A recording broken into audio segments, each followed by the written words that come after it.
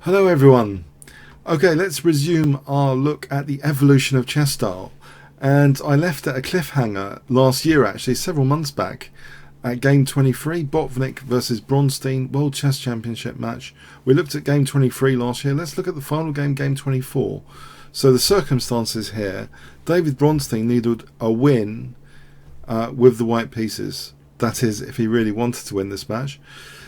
If he drew, the match score would be drawn, and actually, according to the rules, Botvinnik would retain his world title. So if David Bronstein wanted to become world chess champion, he would have to win this game. So let's see. He starts with d4. Botvinnik plays d5 after c4, c6, knight c3, knight f6. We have actually a sharp variation here, e6, bishop g5, d takes c4. This could be very sharp with e4. Maybe David Bronstein felt that Botvinnik's preparation in this, and he has got a lot of preparation in this line, was very strong and wanted to bypass it, and played a sideline move here, a4 instead of e4. So we have this sideline move, and now we have bishop b4, which seems already it's a comfortable position for Botvinnik to at least equalise, you'd think. But Bronstein does add a bit of spice with e4. He makes it potentially a double-edged position. We have c5, bishop takes c4, c takes, knight takes d4, h6, bishop e3, and now with bishop e3 unpinning the knight can actually take on e4. Does Botvinnik really want to play this? Well, actually, he did. He did grab this pawn. Maybe not feeling that white has such a great initiative here to be able to win with. Let's see. So David Bronstein castled, and the knight just retreats back. Some people mention knight db5 as a try for some sort of advantage here. It seems as though this is, if black castles, then white can take the queen and play knight c7 and winning, but that's not really going to happen. More likely is a solid move, such as knight c6, and if white takes off the queen on d8, okay, the king's misplaced a little bit, but this looks as though it should be equal. This position should be an even position right here. So knight db5 might be a little try for an advantage. It wasn't used actually. We see, in fact, here we see the move queen f3. So now we have black castling. So rook ad1 with the threat of knight takes e6, of course.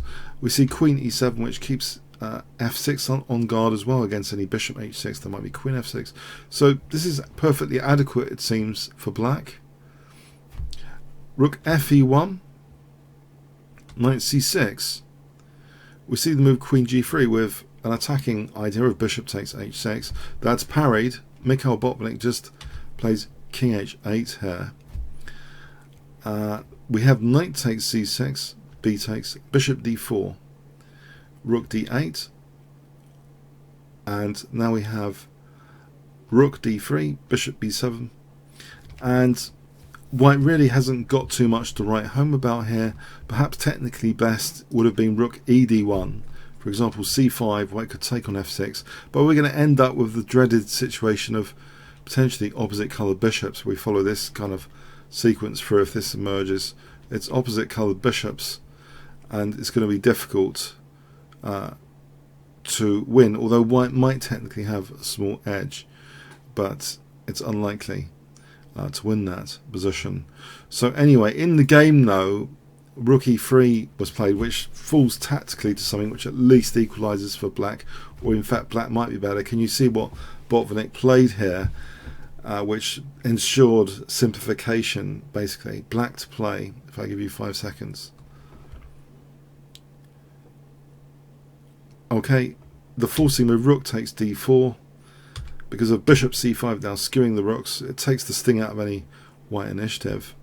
This rook's taken, and in fact a draw is offered, and that's it. Because of this drawn game, the match was drawn, and Botvinnik retained the World Chess Champion title. Now, if you look at chessgames.com, basically it has good information about the match and some interesting pictures. So it says, by tying the match 12-12, Botvinnik retained his title. After the match, Botvinnik was complimentary to his opponent, noting that Bronstein presses the attack with remarkable power. He has excellent command of openings and is frequently able to wrest the initiative from the start. Years later, it seems, Botvinnik and Bronstein spoke in less friendly terms about the match. Bronstein complained, when the 24th game was finished, many journalists came to the stage and asked Botvinnik to hold a press conference. The champion agreed but forgot to invite me to attend. Botvinnik accused Bronstein of outrageous behaviour. He would make a move and quickly go behind the stage, then suddenly dart out and disappear again. In the auditorium there was laughter, and this hindered my playing. So anyway, Botvinnik also later controversially hinted that there was some pressure for him to lose the match. In the 1993 interview, he explained there was no direct pressure, but there was psychological pressure of this environment, in part caused by his father's several years in prison and what he labelled as the marked preference for the institutional Botvinnik.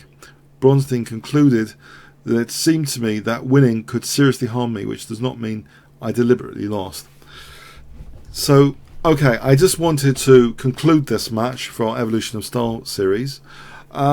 Personally, I love Bronstein as well for his great contributions. I've got the book Sorcerer's Apprentice, which I heartily recommend.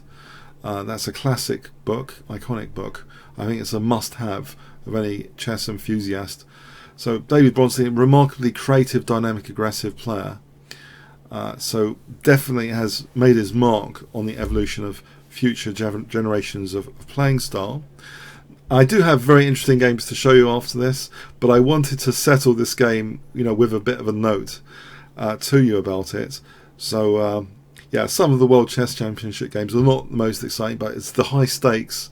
You've got to factor in the high stakes of these games as well. So anyway, there'll be an exciting game in the next instalment of this evolution of chess style, I assure you. Thanks very much. Have a good evening. Comments, questions, likes, shares appreciated. Thanks so much.